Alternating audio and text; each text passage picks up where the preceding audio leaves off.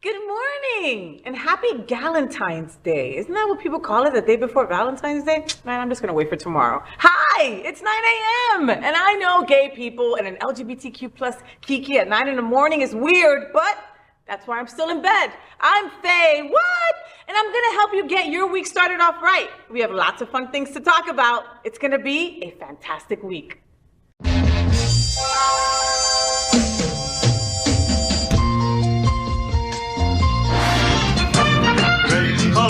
Gay boys, hashtag that girl.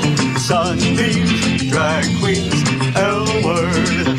Is that girl the girl of all our dreams? She's everything that every girl should be. Aqua, South Beach, hashtag that girl. Pride-filled, T-dance, Wilton. Is that girl Latina, but she's universal too. If you find a girl to love, only one girl to love, then she'll be that girl too. That girl. Hola, mi gente. The FayWhat Show is America's first LGBTQ plus morning show, and we are live right now on Roku, Apple TV, Android TV, Amazon Fire Television, YouTube, and of course, Facebook. I'm also on demand, baby. It's Monday, February 13th, 2023. It's time to kiki about what's going on in the LGBTQ plus community. You know there's always some fun stuff going on in our community. I've got a sidekick joining me in bed for some conversation. What did you think I was talking about? What the hell would I do with a boy in bed? I'm a lesbian through and through. I haven't seen a penis in years. Oh no, wait a minute. I saw a penis the other day, but I did nothing with it. Okay, that's all that matters. Anyway, so our first segment is called Gay Boys in Bed with FayWhat. This morning I'm joined by my gay guy pal, model, spiritualist, wellness counselor, part of the Queer Yoga Club Miami, and HIV activist with Impulse Group. He's also part of Queer News Tonight right here on the Happening Out Television Network. Jamal L. Starks. You can find him on Instagram at porcelain, that's with a 3 instead of an E, okay? You'll find him there. Good morning, Jamal. Welcome to my bed. So there's an empty cup there. And here's the reason. Here's an empty cup. We didn't have any tea this morning. Last night was tough for me, Papa. Like, I got very little sleep because I was still celebrating my wife's birthday. Okay, so here's the thing. Latinos, well, black and brown people, we celebrate all month. Yes. All month, Yes. okay? And birthday sex is something important in our community. You've got to make sure that the birthday sex is on point on the person's birthday. Well, Fiji Aqua. Fiji Aqua. Like, needed. I needed to get like that 5-gallon, like that drum Fiji and just Aqua. like, you know. Anyway, so I needed all the coffee I can get this morning, so I kind of drank your coffee, so I'm sorry. I mean, that's all right, though. I know. And I know how you're all about your teas and shit, so Yeah. it's probably best that I keep on trying to push coffee on you. It's the Colombian in me. Like, I just think that you should have some coffee. You know what? Maxwell House Colombian coffee. What do Colombians think about that?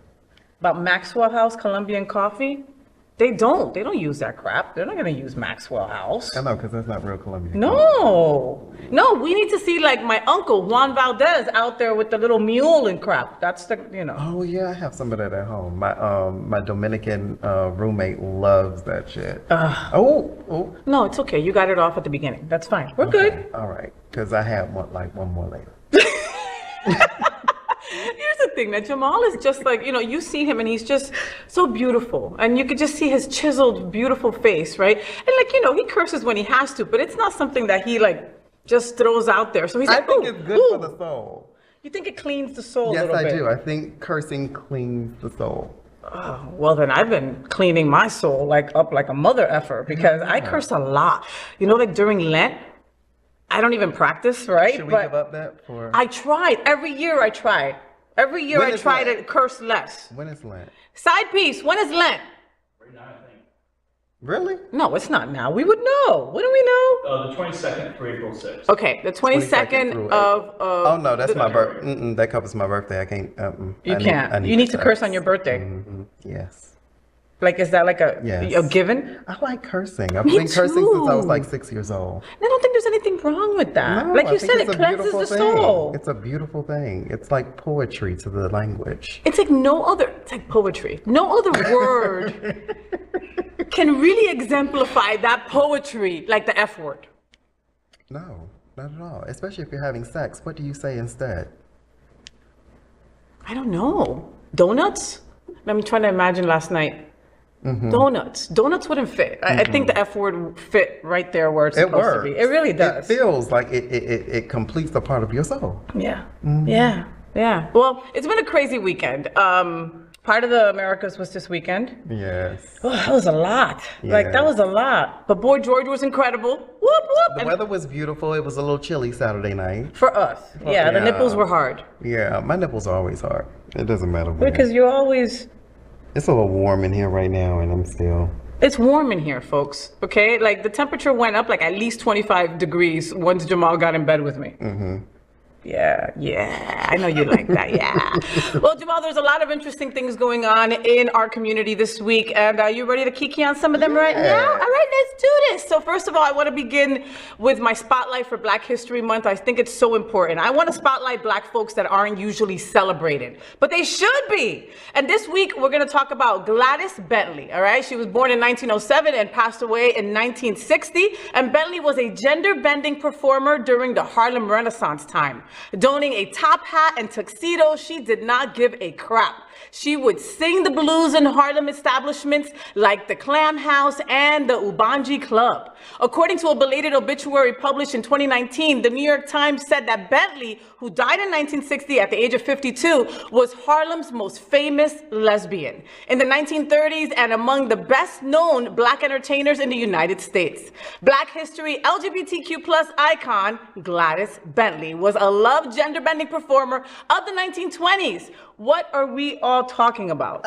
My favorite subject and love my this. favorite time period. The was 20s? The Harlem Renaissance. Oh, God. Yes. Wow. And Gladys Bentley is like one of my faves, along with Langston Hughes. Langston Hughes. Then you have Madam C.J. Walker's daughter, who was the first person who threw all the gender-bending house parties, which basically have your ballroom scene today.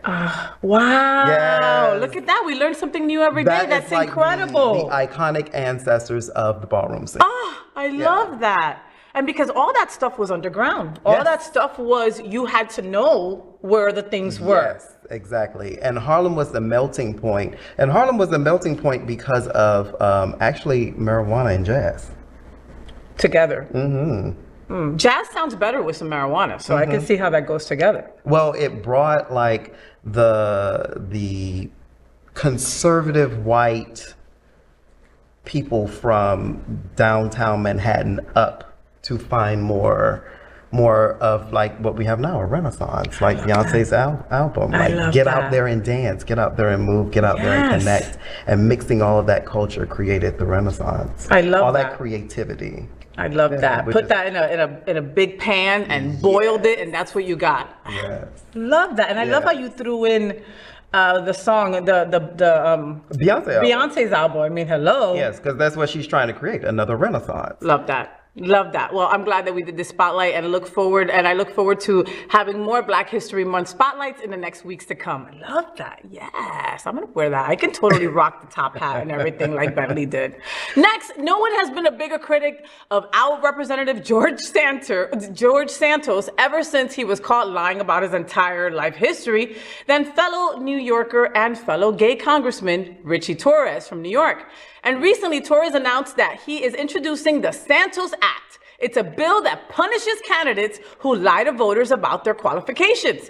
He has introduced the bill in partnership with Representative Dan Goldman from New York as well. So in case you wonder what Santos Act stands for, it is Stop Another Non-Truthful Office-Seeking Act. That's what it stands for. The bill states that the House and Senate candidates have to provide information about their education, military service, and employment history. Those who lie about their background will be punished with a $100,000 fine and or a 1-year prison sentence. Well done, Torres. Good for you. Like Representative George DeSantos, have you ever lied on your resume? What are we all talking about? What do you think? What, that face? What? I told you there was a time that I was going to need some curse words. I didn't know it was going to happen so quickly. All I right. mean, George Santos is what we're talking about. Like, why do we need to create a law that you can't lie Look at his face. to become A leader. a public figure, an elected public? Yeah. Yeah. It's on a different level than Lying on your resume. lying on your resume. Okay, I think that everybody has fibbed a little bit. Upgraded your resume. Upgraded. Upgrade. Elevated. Your Elevated. resume, right? Yeah. Yeah. Like I worked at McDonald's. No, I was a fry technician. Exactly. That's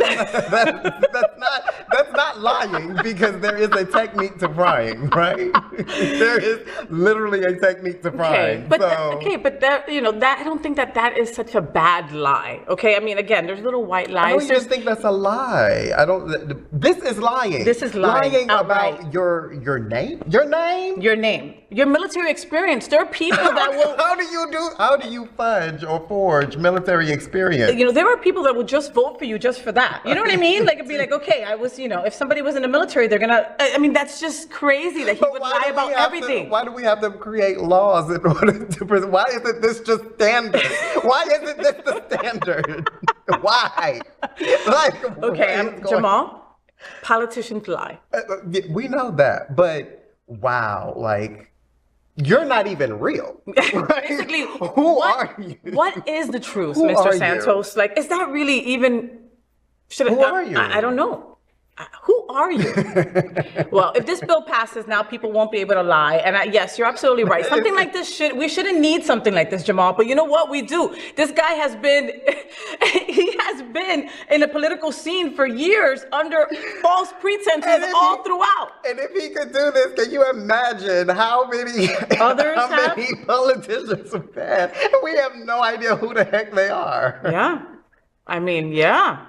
Like, if that's really your name. It's the truth. Is that really your name, Mr. Santos? I don't know. Let's talk to your parents. Are those really your parents? Are they really your parents? Like, Did you really come out of your mom's seriously? vagina? Is that the vag you came out of? Are you sure?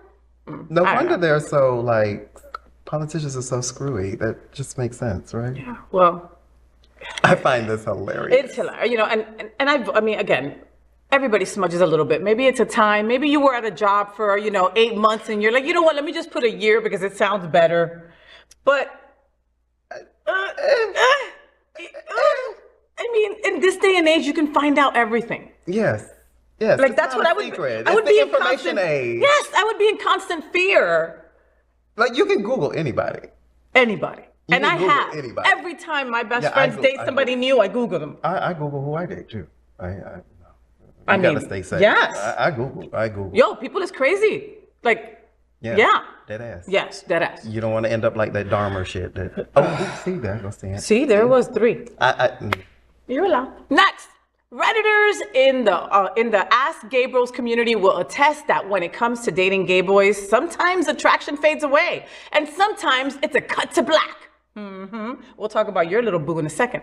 In a thread on January 8th, Spiced Hero asked what actions or statements are instant turnoffs, and dozens of commentators weighed in with their boundaries. Here are some of the no-nos according to these Reddit users. Saying I'm straight, but I want to experience gay sex, that's a no-no. Talking about sex nonstop, that's a no-no. Saying I still have feelings for my ex, huge no-no. I'm sorry. Being rude to service staff, that is right up there.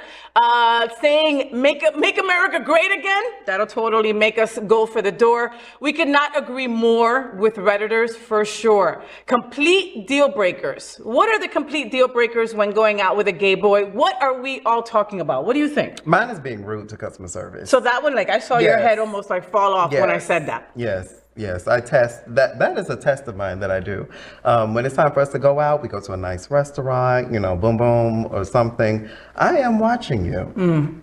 I am testing that because I used to work in customer service. You don't treat human beings like that. And you'd be surprised. Like the people who are mean to service people. I went on a date with a girl years ago, and she was awesome. She was stunning. She was pretty. She was funny. She had great presence on social media. She loved her mom. She had a dog, and that's always up there for me, right?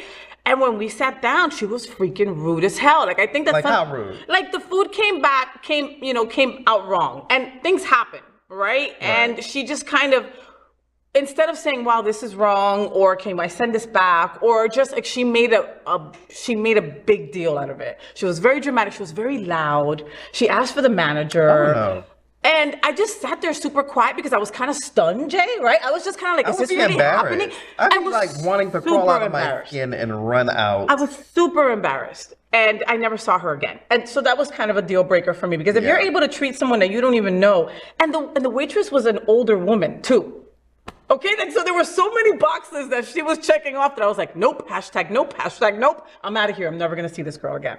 So I agree with you on that one. Oh, and that's the other thing. Hold on, bad hygiene. Bad hygiene. But that's important for you boys, I mean, hello. I mean, it's important for everybody, but I'm saying, like, you know what I mean. You know, when you're getting down to the you know what. It has to be Fiji Aqua. Fiji Aqua and wipes and all kinds of stuff. No, but that has to be a deal breaker too. I mean, if I could smell you and I'm smelling you, we're done. Like, there's no way, Smell that. No, you always smell delicious. Like, I want to lick your nipple, like, on the regular, and I don't really want to call it my lick. goddess oil. It really is. It's just brown goddess oil. Like, it smells delicious.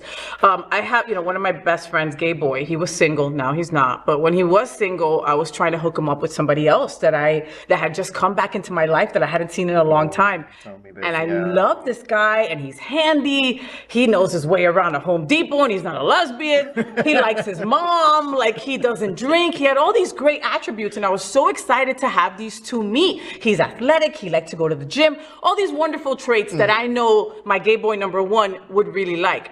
And when they met for the first time, the boy goes to the bathroom and he's like, oh, I like him. He's cute. He's got all these great things. He seems nice, blah, blah, blah. I'm like, awesome. Comes back to the table and he goes, I'll be right back. I'm going to go outside to smoke. And you could just see my gay boy his face just went flat. And I go, what's going on? What's up? He goes, no, that's it. I can't. And there was no budging, Jay. It wasn't like, come on, but you could give him some gum, or maybe you can make him stop. He literally just stopped liking him altogether right there. Really? Yeah. I've been through that experience too, where I was trying to be hooked up, and I was like, as soon as I saw that cigarette, I was like, oh, nope. And that's it. Yep. This could have been your baby daddy. This could have been the rest of your life. My baby daddy don't smoke. He could give you face mask and massage your feet and just pick out your clothing every day and cook for you and take care of your pet and talk to your mom and take you on trips, and he loves Paris, but he smokes. Yeah, that's enough for me. Wow. Yes, it's just like that. Yes. Oh. No. Damn. I love you, but no. Slap a couple patches on him when he's sleeping and see if he just stops smoking. Okay, well, I mean, deal breakers are deal breakers. I don't know, because smoking over here in the U.S. is different than smoking like in Paris, like the way Europeans smoke. That's just totally different. But here, the way Americans smoke, and it sticks to everything too. It smells. Your clothes smells like it. The skin is clammy. And it goes through your pores also. Yes. Like, you smell that cigarette through the pores. So like when you're all hot and heavy and sweaty, you'll smell it. So that means I'm gonna smell it. Wow. Okay. I feel all these gay boy smokers right now going, damn, I won't have a chance with Jamal. Damn it. No. Okay. All right. I can see it. Next, Alejo Ospina. I love his name, Alejo. Alejo. Alejo. Ay, Alejito, ¿cómo estás? Oh my God, you see his picture? He's gorgeous.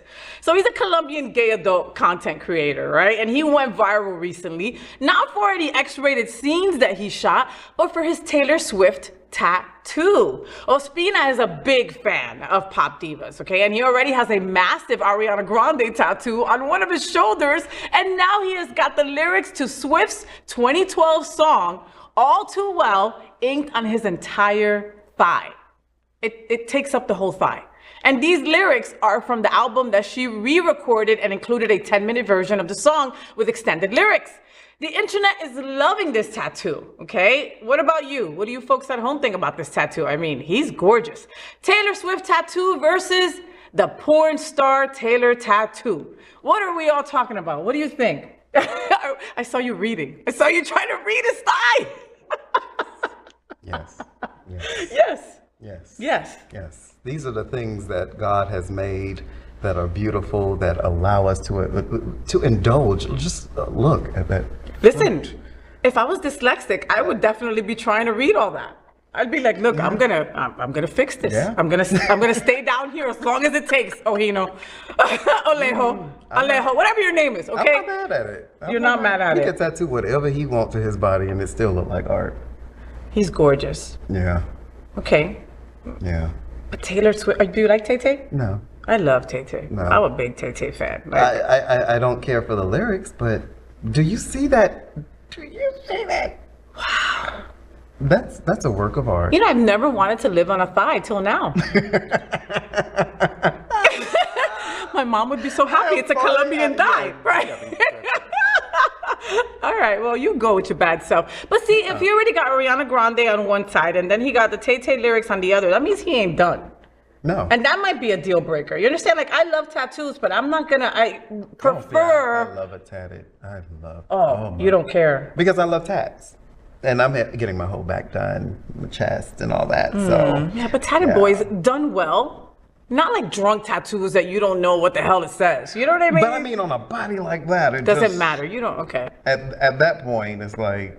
Yeah, he could put Trump propaganda on his Right, thigh and and you'd you'd be be reading that, right? You'd be like, all right. Oh! All right, make America great again. All right. Next, gay icon Jennifer Coolidge, one of our favorite people, has scored a slew of honors for her portrayal of clueless one percenter Tanya McCoy on Tanya McCoy Hunt, on HBO's The White Lotus. I love that show. The latest addition to this list will be Harvard University's Hasty Pudding Theatrical's Woman of the Year Award. That is so deserved. The award, bestowed by the oldest theatrical organization in the U.S., honors performers who have made lasting and impressive contributions to the world of entertainment. We love you, Jennifer, for making Tanya McCoy so memorable. Jennifer Coolidge, Stifler's mom, turns out to be LGBTQ plus hero. Also, what are we all talking about? I love Jennifer Coolidge. People. You know, and I'm embarrassed to say that I loved her forever and didn't even know her name the first couple of years. Well, actually, you just taught me this morning when I woke up. I was like, oh, her name is Jennifer. Just add her with the other Jennifers, like Aniston and Got it. Lawrence And Lopez. And Lopez. Yeah. You know, I have them all in the Jennifer stack in my Got head. it. Yeah. So that just helps me remember their names. Jennifer Cool. Lidge. Yeah. And I love her. I love I'm so her. happy her name is Jennifer too. I love 'cause her. She's easy to remember now. And she's hard to forget too. She's very hard to forget. Like it's like I know she's been around forever, and I can't, you know, I know she was Stifler's mom, but I also, I saw she was on Two Broke Girls. That I saw that show on CBS that nobody saw. On White Lotus, like she, you know, her. Have you seen White Lotus? Oh, of course. Everybody's seen White Lotus by this point. I love White Lotus. And doesn't her character seem like it's her? Yes, it's an exaggeration of her. So I watched an interview with her, and somebody said, "You've been able to have such a long-lasting career, but you seem to always find some like the magic somewhere." And she says, "The way I look at life is, I find something that I love, and then I do it, and once I excel at it, I change my perspective." She said, once I change my perspective, I just go find something else and do that again. So she was like, I'm living life all the time. I love and I'm that. just like, that's one of my now.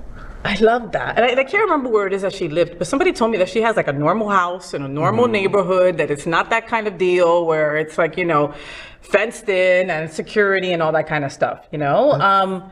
And the drive. What I love is her drive, Jay. You understand? Like, she didn't, you know, she was Stifler's mom. Like, how much money would that have paid? Not enough to, like, make her, you know, her career set. But she took that moment. She took that moment, and like she did, she changed her perspective. She always saw something. She saw the magic. She saw the opportunity. She saw the door. And that's... Love her. I'm so happy Love she's her. and it makes sense that she's an LGBTQ ally. Right? I mean, yeah, no, ally. I could totally see her hanging with us. I would love to hang with her. I would love to hang with her too. And I think it was, I want to say that it was the Emmys. It might have been something else. Might have been, no, it wasn't the Oscars. It might have been the Emmys. And where she was accepting her award. And it was like her character accepting the award. You know what I mean? Like it felt that way, you know? And she just went off on this crazy tangent and I even forgot she was accepting an award. You know what I mean? It was Like she went into character. I love it. You know, and I love her. I love her. And I hope that you know what? She should be the ghost in the next White Lotus. I mean, they can't do White Lotus without her. They can't. I'm just saying, they can't. She is the ghost of Christmas past. Or I read in some They're going to bring her in somehow. I read in some blog that also that they might make it where we go back in time. No, the starfish bit her, and maybe that was why that's not the starfish. The jellyfish stung her, and that's why at the end of it you see her kind of look dead and frozen. Oh, so but that really maybe she wasn't. She really wasn't. Fish that bitch out of the water. We need her back for next White Lotus. But they're not gonna let her go for long. She is White Lotus. Yeah, no, she. Like that's the only reason I rewatched. And then I missed what's the black girl? Her the salon. Oh my God, yes, but she was with the helper with her business and she never helped her. That girl kept on waiting. That broke my heart. And she cried and everything. And they forgot about her. Like Ryan Murphy, bring her back. Put her somewhere. Like put her in White Lotus 4 or whatever. I was waiting for. I was waiting for her and her to come back in some sort of capacity. Like you messed up that black-owned business. Do something about that. They were hilarious. They were hilarious. Like she was so patient. I wish I remembered her name, but she was so patient. You guys know who we're talking about. The head of the spa. She was so adorable. And she was just living for it. She mentions her in this season. She's like, oh yeah, I was supposed to invest in some spa. I was supposed to help some spa. I was like, you forgot about her. Send her a check or something. You know what I mean? Like, I mean, I know it's make-believe, but anyway. Oh God. We're paying attention. White Lotus is everything. White Lotus is everything. If you haven't watched it, I'm taking back your gay card. Just to let you know. Yes. Next. I know International Father's Day is not till June, but this dad has won my heart already. And for me, he has bagged all the awards for the best father category. This is a heartwarming tale of love and family where a father traveled almost 300 miles to be there for his son's first ever drag performance. The father of 20-year-old Alex Truesdale, whose drag name is Rosebud, by the way, traveled from Northern Ireland to West Lancashire. Did I say that right? West Lancashire. Side piece. Did I say that right? Lancashire. Okay, great. West Lancashire, England, to see the performance. Isn't that beautiful? He drove 300 miles. Now, that is what we call acceptance on another level. Dad of the year. Yes, I know it's only February, but I don't know about you, Jay. I need these stories sometimes with all the bad news that we're always getting. What are we all talking about? I know. Oh my God. I know. Like that is what I'm talking about. Thank you. I know. Thank you. I know. That's what I'm talking about. I know. I know. Thank you, Luna. Like that is just so sweet. I love it. I love that too. That just really melts my heart. My dad and I have a close relationship. Always? Or was it iffy when you came out? We just didn't talk about it. And then which is usually the way black and brown get away with it. Like, we're not gonna talk about it. You have to let him process for a little bit, but he didn't process that long. Maybe like a couple of months. Oh my God, that's awesome. Yeah. Oh, I mean, I'll give anybody a couple months. I mean, I usually need a couple months break from most people, so I'm good with that. I'm totally okay with that. I was good with it. I was like, okay. And then my sister told me, she was like, he needs time. But he wasn't angry or anything. He was just like, indifferent. Yeah. Yeah, I don't know what to do with this. Yeah. What do you want me to say? I don't know.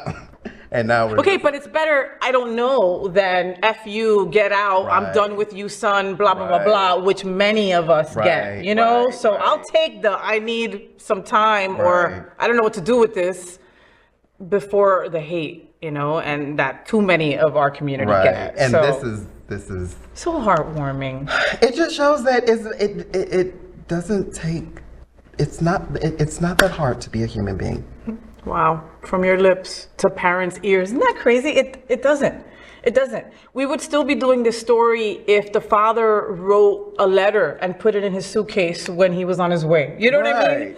it's just being a good human. It's just being able to tell your son or daughter that they're seen and they're loved. Right, they're loved. No matter what. And they're loved. And you show up for them in any way, in any which way that is possible. That is, child.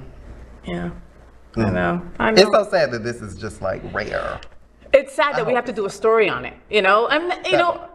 But we need more of this. And if by us telling a story like this, it maybe allows another parent to go, oh, I can do that. Or I can do this. Or, when we come out to our parents, most of the time we're expecting that pushback. And we're just trying to meet you where you're at. And usually parents are just like, I'm nowhere. I don't know where I'm at right now. So to have this parent say, you know what, I'm going to take it a step further. I'm going to drive 300 miles and be there for my son's first drag performance. That's taking it beyond the 100, the 300, it's just... Look at their picture together. And it's so picture perfect. It's so beautiful. I love that. They're even matching. More of this. More of this. We need more of this, parents. We need more of this. And, and here's the thing. A lot of us... Keep the same energy. Keep the same energy. You know how much farther the son is going to go with this kind of support, with this kind of enthusiasm, this kind of I love you no matter what. Most of us come out and then are like, all right, we're going to do what we got to do. But once we get home, we forget about that. We don't talk about that. It doesn't exist, you know? Galaxies. Creating galaxies. Okay, it's going to be RuPaul's Drag Race Ireland, and Rosebud's going to win. Look out. Rosebud. I'm just saying. Next, trans Miss Universe owner, Jakapong Jatatip. Did I say that? Jutatip. Okay. Hurls truth bombs during pageant speech, okay? At the culmination of the most recent pageant, which ended with a Miss USA victory, Jakra Juta. Okay, there. Wait, I keep on saying her name right. Her name wrong, and I really don't want to do that, all right? So, Jakra Jutatip. I think that's it. All right. So she made an inspiring speech about turning the pain of her childhood into power for herself and all women. She talked about diverse cultures, social inclusion, gender equality, creativity, a force for good, and of course, the beauty of humanity. Jakapong is the CEO and the largest shareholder in JKN Global Group and the third richest transgender woman in the world. Way to go, girl. Trans owner of Miss Universe speaks and preaches for the LGBTQ plus community. What are we all talking about? My girl.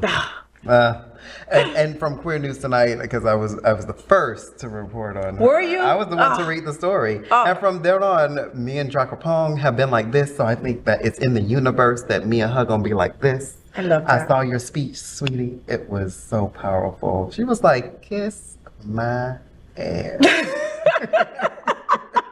So what did she say in the whole speech? She said, kiss my ass. Okay. I was waiting for this though. Like we did the story, we talked about it here also. You did it on Queer News, and then we talked about it here about her being, the trans owner of Miss Universe, and just all of that, all of what that entails, and all the bullshit she must have to deal with from people, and she's standing up there, speaking her truth, saying this is how things are going to be from now on. Yes. Like it or kiss my ass. I love it.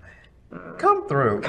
We gonna be friends with her. Watch. We're gonna be friends. You're gonna be sitting in the middle of this bed, and we're gonna talk about it. Yeah. Just letting you prepare yourself. Get your passport ready. Yeah. The FayWhat show is part of one of the largest LGBTQ plus media companies in America. Hotspots Magazine has been documenting the LGBTQ plus experience for 37 years, and Happening Out Television Network has been bringing you daily LGBTQ plus news, talk shows, and more for 4 years. In the same model of PBS and NPR, we are a nonprofit 501c3 organization whose mission is to educate and serve the LGBTQ plus community. So Jamal, what are you going to be doing this week, being that it is Valentine's Day mañana, tomorrow, and I heard from a little gay bird that someone's got a new interest, lover, boo, bae, hot pocket, whatever you want to call him. I know it's new. So is that weird? Like, since it's new and Valentine's Day is coming around the corner tomorrow, like, do you expect a gift? No. Are you getting him a gift? Yes. I don't know. Yeah. Don't get one of your rocks and put it in a box and give it to him, because I don't know yet. I don't know. You better think fast, bitch. It's tomorrow. You know, you're gonna get him something. I'm pretty good on. I'm pretty good at like on my feet, and also I'm always in the back of my mind intentionally thinking about like what the person likes. I study people, so when I get into a relationship with people, I always have in the back of my mind I know exactly what to get you at the last moment, at the right moment, to make you go, oh my God. 'Cause I'm always thinking about it. I love that. So your love language. Have you read that book? Mm-hmm. So love language, everybody has like their different love languages. And for some people, gift giving is their love language, where they're just able to know it doesn't have to be expensive. It doesn't, it's just something that for whatever reason, they've got that gift and that talent, that know-how, that feeling in their gut to go, next time I'm going to get them this. I know exactly what you need. Mm-hmm. So. Yeah. Chocolates? Like, do you go get him a heart with chocolates just because it's Valentine's Day too? The chocolates would be me. On me. Yeah. Don't be jealous. No, completely. Like, yeah. We'll see. We'll see. Oh, I can't wait to talk about it. I can't wait to hear about it next. All right. Yes. Okay. So get the chocolate, melt it in the microwave, throw it all over you. Make sure that the camera is set to record so I can watch it later. I want to thank Jamal for getting up early for the FayWhat show. And remember, follow him on Instagram at @porcelain. I know how hard it is for you in the morning because gay boys sleep late. I love you, darling. Give me a kiss. Mwah! Take your rocks and kick rocks. I love you, honey. See you soon. Oh, I love him. Make sure that you follow Jamal on all social media platforms. He's got an incredible ass that I just saw leave my bed. I know you're jealous about that, Zach. I know. So did you know the Happening Out Television Network studios are located at Sunshine Cathedral Square? That also houses Sunshine Cathedral, the world's largest queer church, located in Fort Lauderdale. We broadcast their Sunday service every week to more than 30,000 at 10:30 a.m.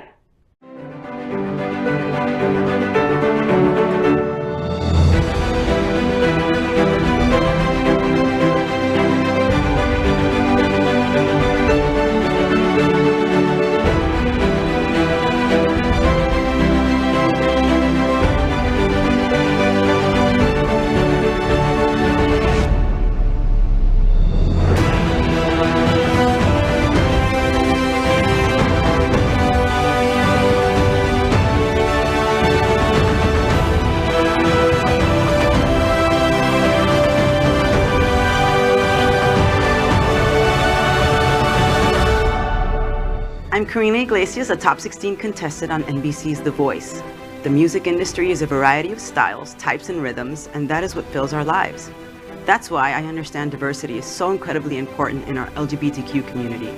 And that's why Sunshine Cathedral is my queer church.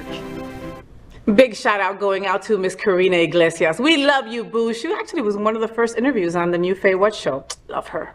At the FayWhat show, we want to introduce you to interesting people that are important, so important to our LGBTQ plus community. At the FayWhat show, we want to introduce you to interesting people that are so important to our LGBTQ plus community. And these two ladies, oh my goodness, I am so excited about this next interview. So let me lay out the groundwork for you, okay? Some transgender people are putting serious thought into leaving the US and seeking asylum in more accepting and safer places, right? With all the hate targeted towards our own trans community right here in South Florida, I'm not surprised. So one incredible woman that was just so inspired by the hostile climate that we're in all over the United States decided to couple up with someone else and just do something so incredible, all right? You put that with the fact that she had gone through such horrible experiences that she decided to start a nonprofit organization to help trans people leave this country. Then she found this other incredible woman that I told you about and did something about it. So here on the FayWhat show is Rynn WIlloughs and co-founder Zara Crystal. And they started a nonprofit called Transport, dedicated to helping transgender Americans transition, navigate the legal process of fleeing to other countries, and eventually financing their move. Originally from Fargo, North Dakota, where they're coming to us now, and now thinking of relocating themselves to Iceland. Here are Zara and, I'm sorry, I forgot your name again. Rynn. Yeah, the birthday girl! There you go! Ha ha ha ha ha. All right, congratulations on it being your birthday. Happy birthday. What is it, 45, 42? Thank you. 40. I'm going to go with 31 this year. I No, it's I think I'm gonna go with 31 too. no, it's actually 51. Oh, congratulations. Congratulations. And after you got, I mean, both of you in this community has been targeted so much recently. Girls, when did you know that you wanted to do this? Well, I mean, for me, it was when Rynn came to me and told me that she was doing it. Like, I don't know, I've always kind of wanted to help people get outside of the US, and this is kind of my opportunity to community. Well, and I also heard that, I mean, and okay, so that's awesome, Zara, that you are an incredible ally helping our community. Now, have you both gone over to Iceland already? She has, but I haven't. You have not yet, Zara. Okay, so Rynn, you said that you went there, you saw how normal it was, quote unquote, for a woman living the trans experience. Can you tell us a little bit about that? It was really bizarre. Actually, I mean, it's like that's such a focal point of people's lives or their bigotry or whatever here. And, you know, just going to a new restaurant or a new store, it's like, what are your trans policies? Over there, I knew before I went over there what all, you know, that it's equal rights, they respect gender identity across the whole country. But until you actually see it, like this blue bracelet that I have came from the Blue Lagoon Spa. I went there day one, and they enforce before you get into the spa that you have to take a naked shower. I was chickened out. See in the locker room walking with a bunch of other people is a couple other trans girls, and everybody was laughing. I mean, it was just so I kept this as a reminder that I might not be accepted or belong in the United States, but I do belong somewhere. And the whole trip was like that, the whole 2 weeks. I think it's a non-issue, and it's really hard to wrap your head around. How did you end up in Iceland though, Rynn? Why Iceland? It was actually a graduation present for my niece who just graduated from high school. And it was so much fun because we went shopping. And I went with my spouse and her sister, but they ended up pairing up. And then me and Brooklyn ended up going clubbing, dancing, shopping. And we just really enjoyed the whole experience. Probably on a lot younger level than I should have, but it was a lot of fun. That's incredible. This teenager, this high schooler that brought you to Iceland, that is incredible. Some people are like, oh, for my graduation, I want a car. For my graduation, I want boobs. No, she wants to go to Iceland. That is incredible, but it was meant to be. That is exactly where you were supposed to go to find this realization. You know, I loved what you said, that it was a non-issue. It just wasn't an issue. Like, I'm constantly telling my wife about how here in South Florida, where we're in Florida, and you know, our homeowners insurance has doubled in the last year. There's no affordable housing. There is no gun control. There is, you know, the statistics on women and men of the trans experience being murdered are just awful. Yet politicians are going after drag queens. What do you think about that? With the politicians going after drag queens, I think it's kind of one of those issues that are kind of sidestepping the real issue. I don't think that we're at a place where it would be socially acceptable for Republicans to straight out attack trans people and call us what they've been calling drag queens recently. And so they're attacking drag queens, and I think that that's a way that they can get to us. Because a lot of people see trans people as male and female impersonators. And so legally, it can be interpreted that way, and even socially. Yeah, you're right. You know, I have a friend of mine and in they front don't of the correct show. the narrative. I'm sorry, Rynn? I was going to say, and they don't correct the narrative. I mean, I do a lot of education with people, and they automatically assume that every single drag performer is transgender. And they don't separate that out, and that leads to they just allow us to be everybody to be grouped together. And yeah, it's really unfortunate. Well, and the only way to get through to these people, I believe, is education. I mean, you've got to shine bright. And when somebody misgenders or mispronouns you or just miscareers you, because like you said, I know drag queens who live their lives as boys and they have no intention of transitioning. They're fine in their boy bodies during the day. That is what they do for work. Okay. And I also have incredible trans friends who someone will go up to them and give them $2 like they're about to go on stage.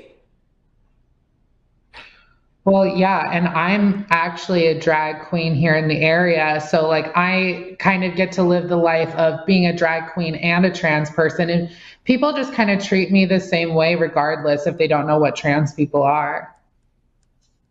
Very true.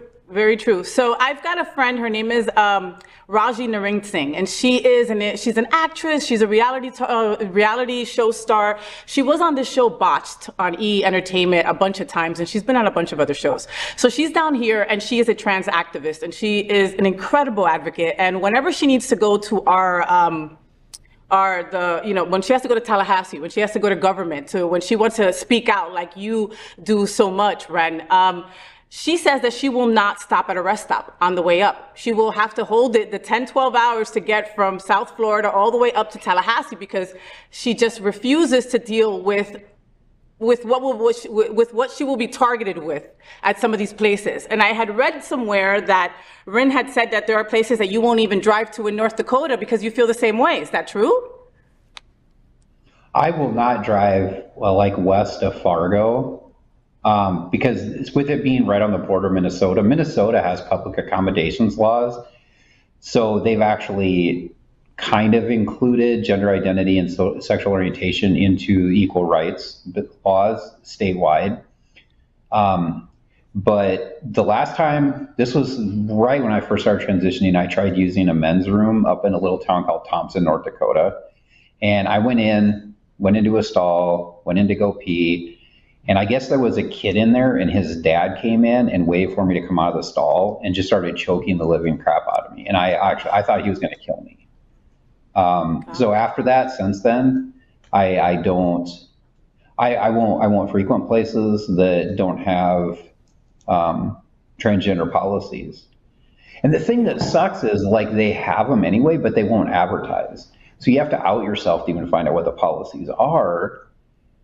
And when we do drive through places, like if we drive through to go to Cincinnati, the thing about the rest areas that are on the federal highway system, those are supposed to be protected, but then you're not safe from the people.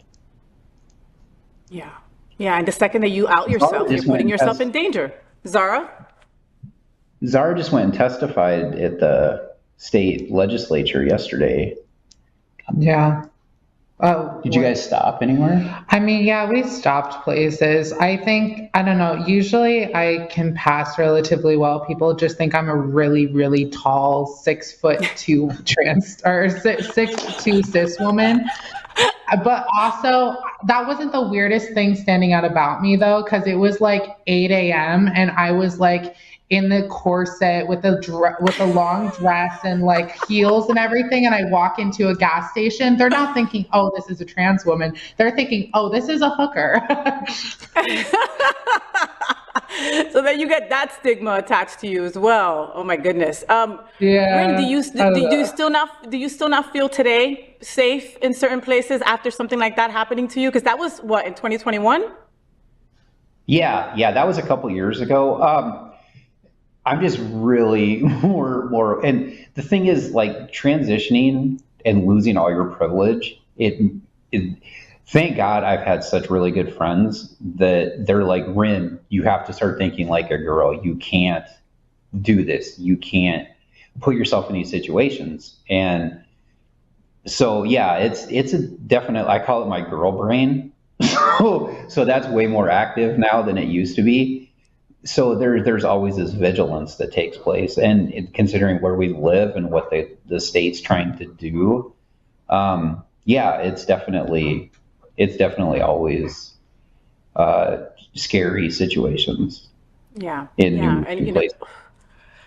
My really close friend, she's a woman living the trans experience, and it's one of the, and it's that girl brain that you mentioned is a conversation that we always have, where it's like, you know, that girl brain is there, it's part of you, okay? You're a girl, plain and simple, but you're not used to using that side because you've been kind of suppressing it and pushing it down for all your life, you know, so it doesn't really know to come out or not.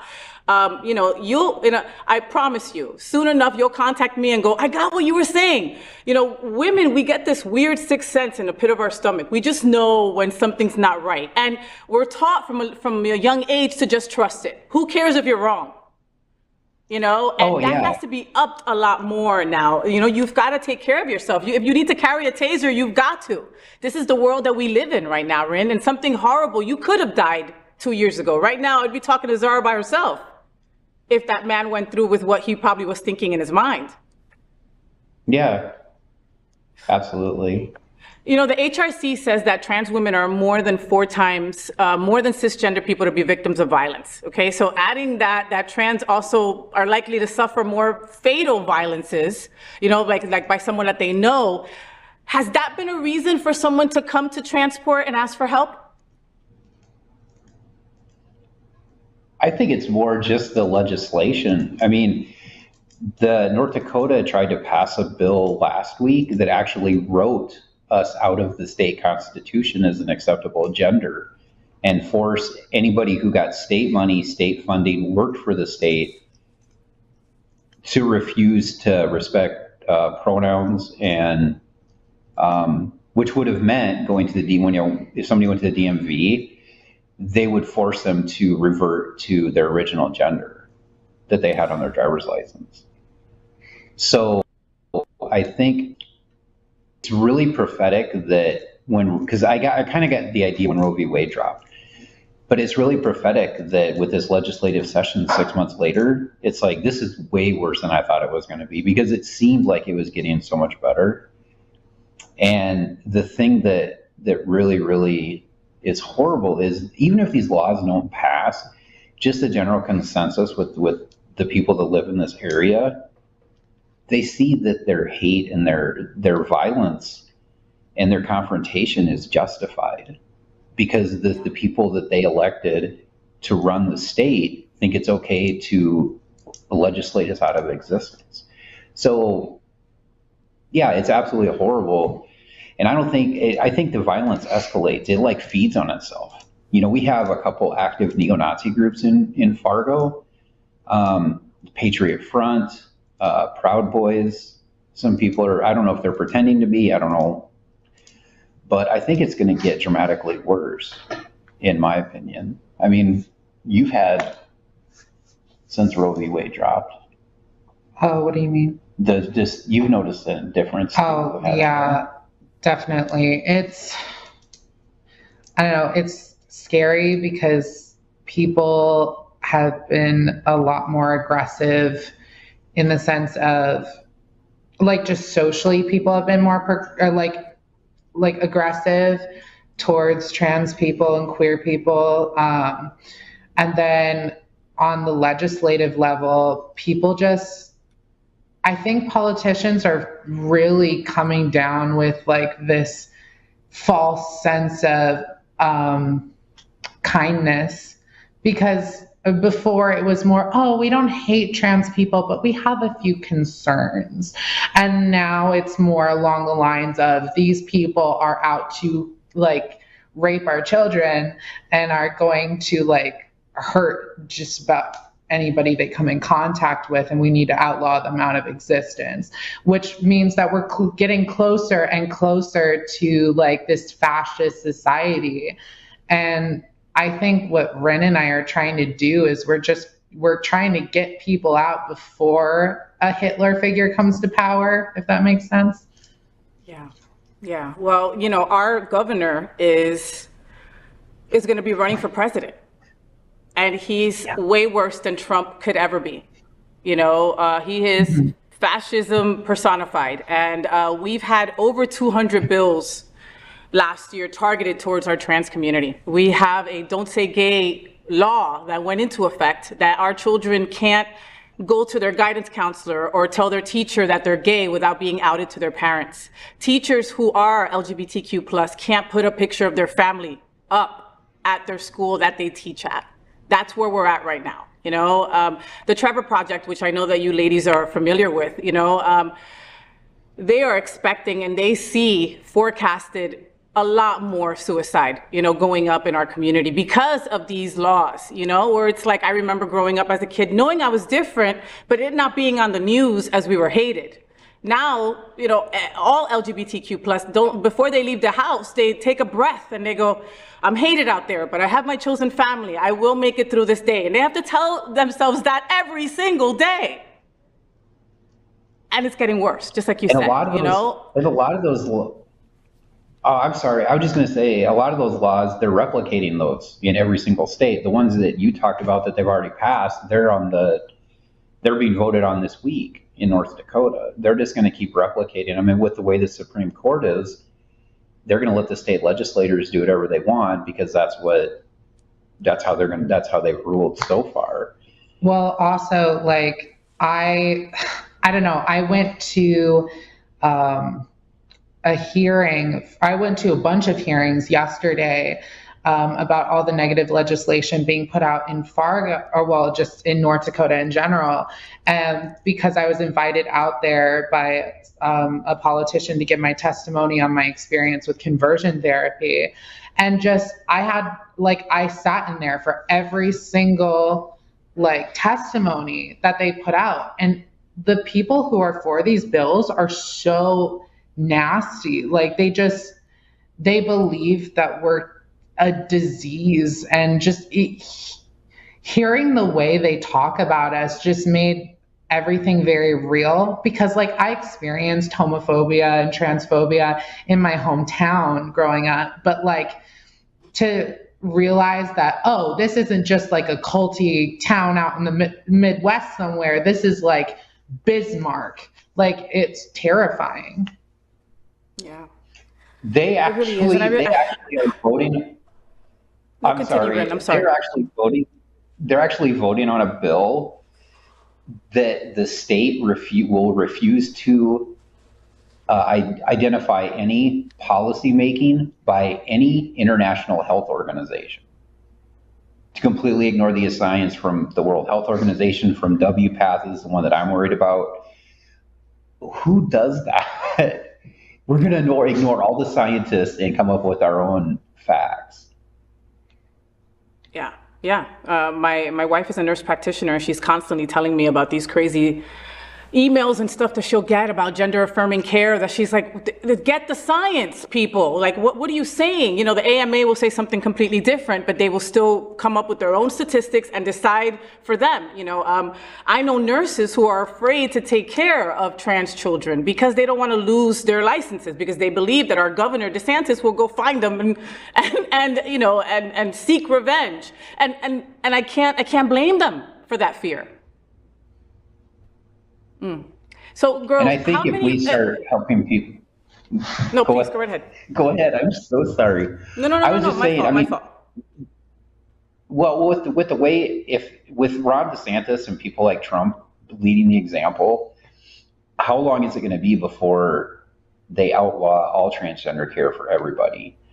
And one point that I was trying to drive home is, okay, so if you stop transgender care in places like North Dakota that are already a medical desert, the providers are going to go away. I mean, I just had an interview 3-4 weeks ago with a doctor that wants to move to Fargo and do gender care / family practice clinic.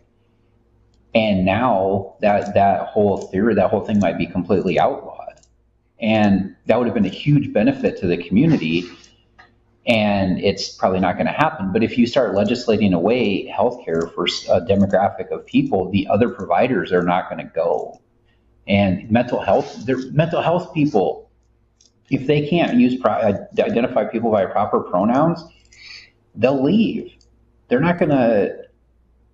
Yeah, exactly. And I'm afraid that's what it's going to get to. That's why I would rather help people get the hell out and set up a life somewhere else. Well, also, get it. Well, also, there's only a few ways that this can end. Like, I don't know, how I kind of think about it is like we're building up pressure, and like there's in this bottle, which is the country.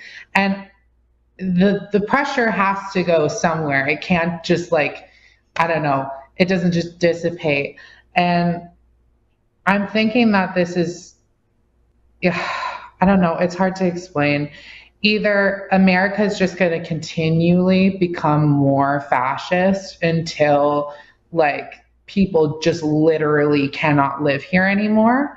We're going to enter into some kind of a civil war situation, or like they're going to like take over the country somehow.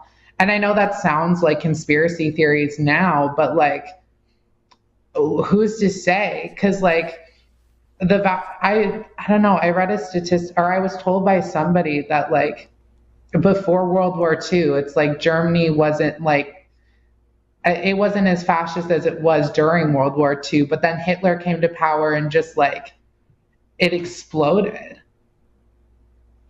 Yeah, and we're not far from that. You know, whoever told you is not, it doesn't really sound like we would be too far from a civil war. I know it sounds crazy. I know when you said it, you're like, right, that sounds nuts, but does it really sound nuts? Ladies, let's talk about transport for a second, okay? So how many folks have you been able to relocate as of today? Okay, so we just got our 501c3 the third week in November. We didn't really advertise. We got 8 board members together. We applied to be underneath the fiscal umbrella of the Fargo-Moorhead Pride Collective. So they would act as the fiscal agent. They would do all the taxes. So we're not going to operate underneath their 501c3. We started an art contest to do like letterhead, logos, things like that. We're still looking for a website developer, and we're in the process of actually establishing the bylaws and things like that. So everything was kind of on hold until we found access to 501c3 status, which just happened the third week in November. And then with Christmas, New Year's, and then I had my surgery. What the plan is to be able to start taking applications March 1st. All the board members are volunteer. We're doing research on specific countries. There's a lot of nonprofits in a lot of these foreign countries to help asylum seekers, specifically in the LGBT community, which is absolutely amazing. The UN guidelines help out a lot with that. So we haven't even been in existence 90 days yet. Okay, but I mean, that's fine. You're getting everything that you need to get done so we can start helping our trans community, which you will. You know, just the thought of doing this is just huge, and it just immensely, it really is a testament to both of your hearts. And so, did you know, Rynn, that you wanted to do this with Zara?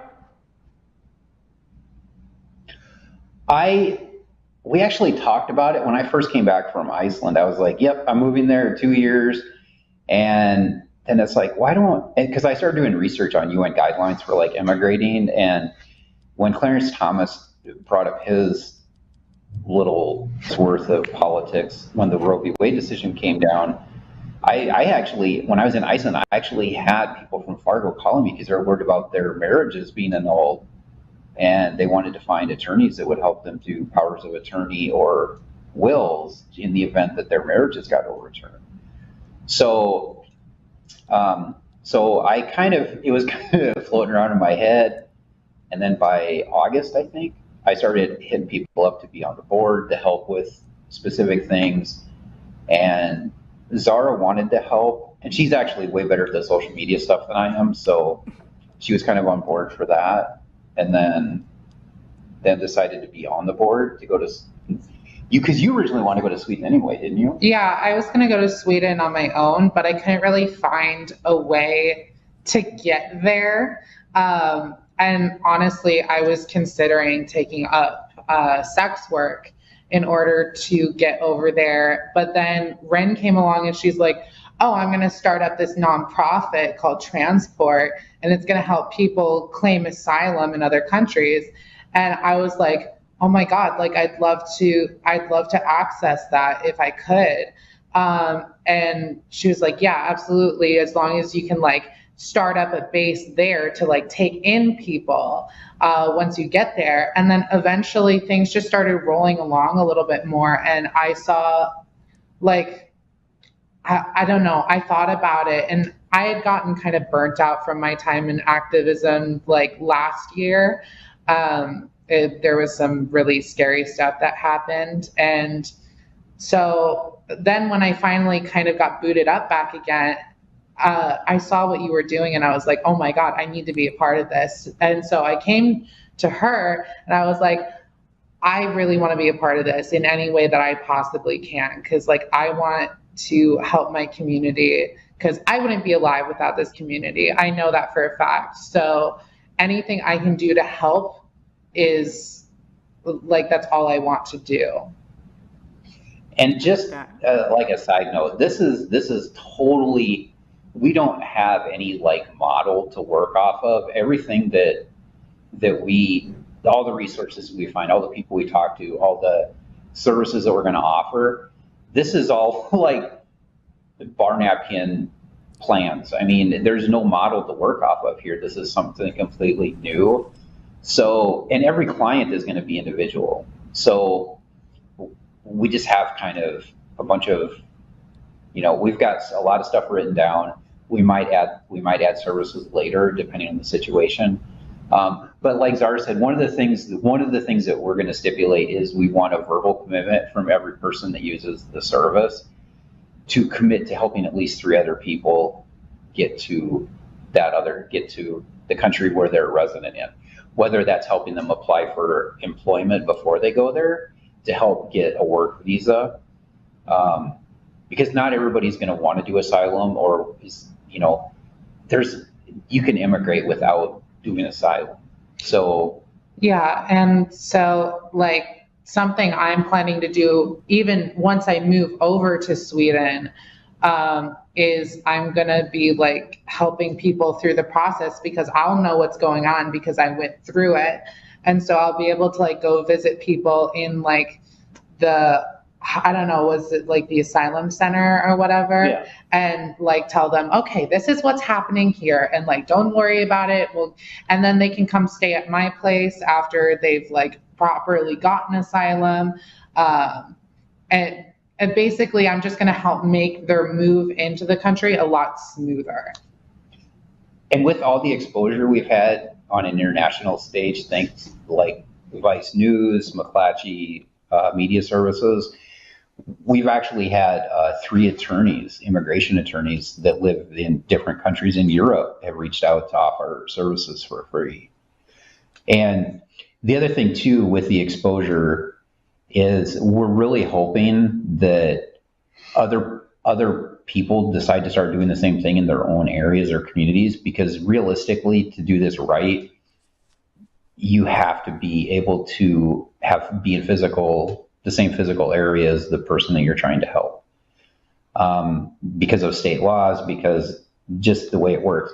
And if people want to reach out and kind of get like a business model or names of people or whatever, we want more of these to pop up. We don't care who gets the credit. This is something that needs to happen regardless who does it. And so if people want to reach out for information or anything, we'll share whatever we can. I mean, 100%, and encourage people, because we've had people reach out to us that live in Oklahoma, that live in Florida, that live in Texas already. And it's like, we can't, those are heartbreaking to read. It's like, there's physically nothing that we can do to help some of these people. And those are hard to read. There are, and then you can point them in the right direction, because, you know, what you ladies are doing, you're doing exactly that. You're setting the groundwork, the foundation. Maybe all the T's aren't crossed and all the I's aren't dotted, but you're getting it started. And someone, you know, we've got incredible organizations here in South Florida. We have SunServe and we have Trans Social. We have these great organizations, but they'll get with another organization in DC or with another organization somewhere in California, because it's difficult if you're not there to help them, you know? But this is needed. This is so needed. And I see a lot more people reaching out to you and asking how they can help. What were you going to say, Zara? Well, didn't you say that there are a couple trans girls in Britain that are trying to get something like this started up to get out of England? That's what I heard. Yeah. There's even a couple people. There's this one beautiful gay man that's going to the Netherlands. He's on a I can't remember the name of the visa, but he's going to stay over there, and he's single, and he's like, hey, I'll marry somebody and take them over there with me, and then they can end up getting citizenship in 3 or 5 years. And it's like, oh my God, that's so sweet. And this is the kind of things that we have to do. It is. We need to, if, you know, like lift each other out of the trenches. Like I read somewhere that if you went through something awful, whatever it was, and you got out and you're able to speak today and breathe, then it is your responsibility to go and grab somebody else that's down there and pull them up with you. That's the only way that we're going to get anywhere, you know, because we've got a long fight ahead of us. We need to duplicate both of you, like in mass quantities. How can our viewers help? How can our viewers help transport and your organization?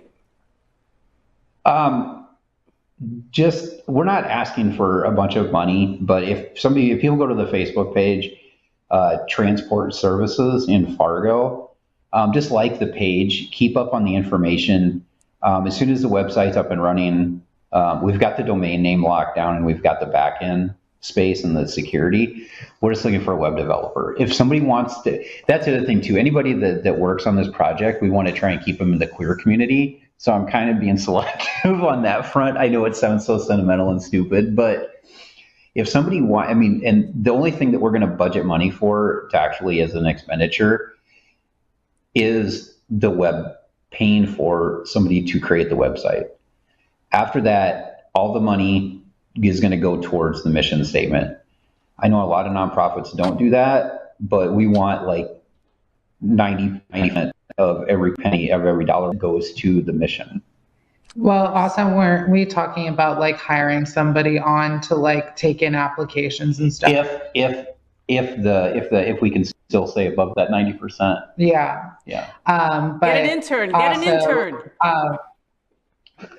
Well, yeah, that's the thing. Maybe through a school as a program.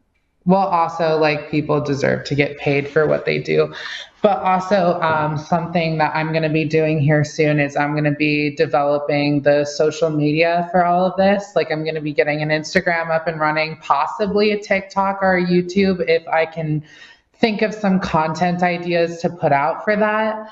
But like a Twitter, Instagram for sure. And then Rynn is running our Facebook currently. So just, you know, when we have those up, checking those out and like just supporting us. I have a feeling that you ladies are definitely gonna go far, and you don't know how humble I am, how humbly I feel to be talking to you ladies this afternoon, for real. Is there anything else that you want to tell someone who might be struggling in our trans community today? Rynn? Oh my God, this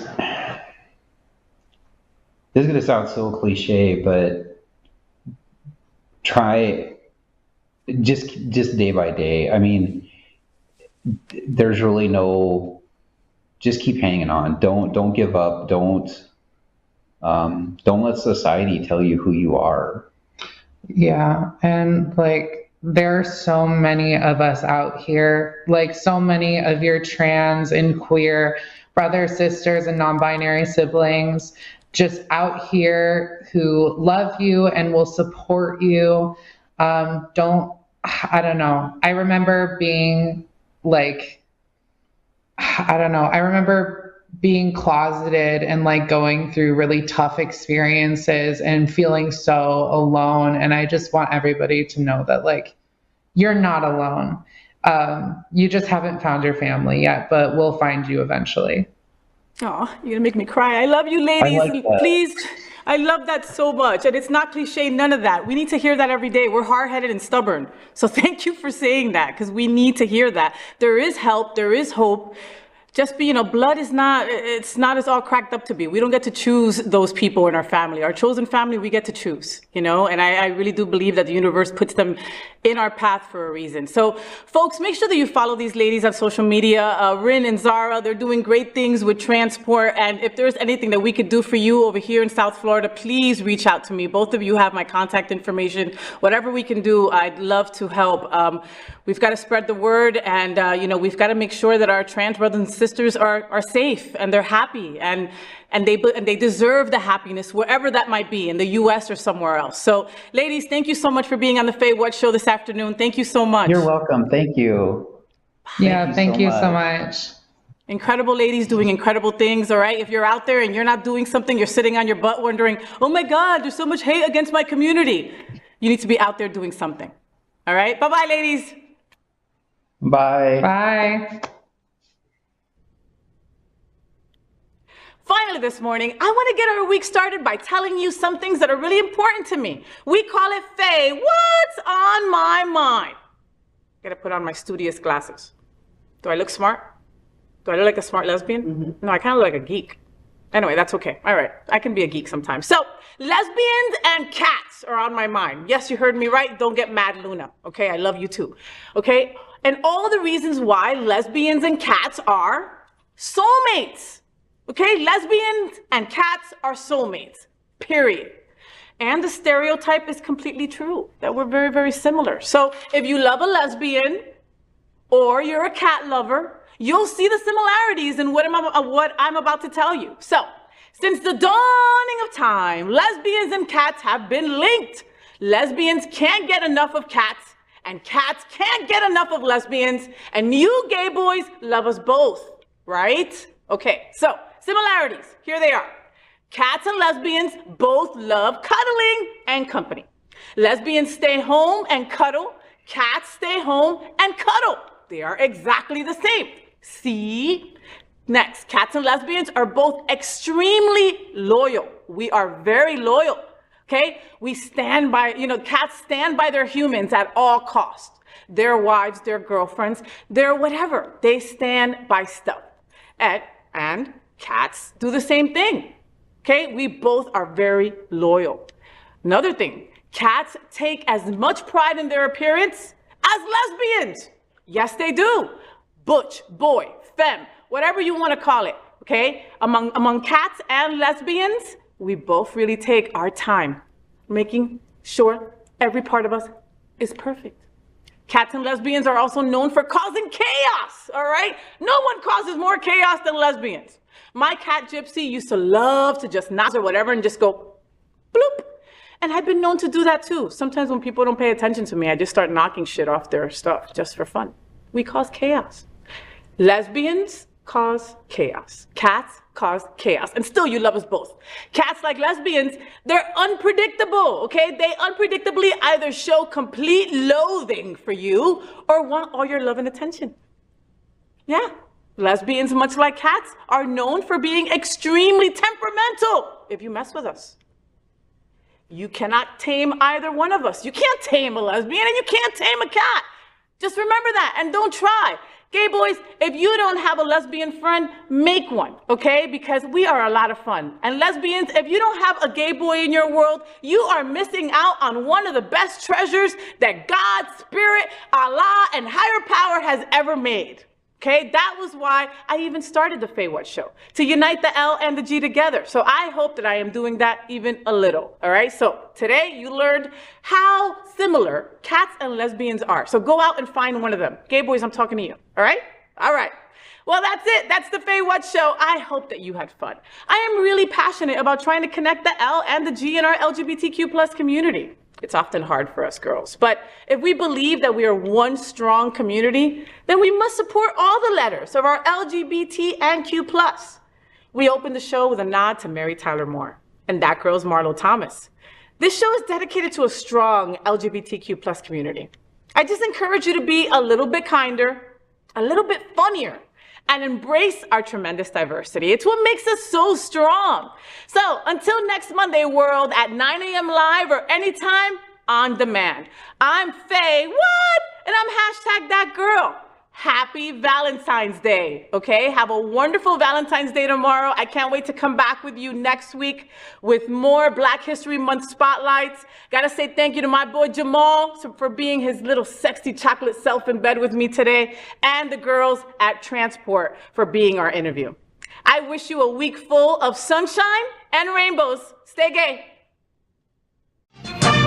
Rainbows, gay boys, hashtag that girl. Sunbeams, drag queens, L-word.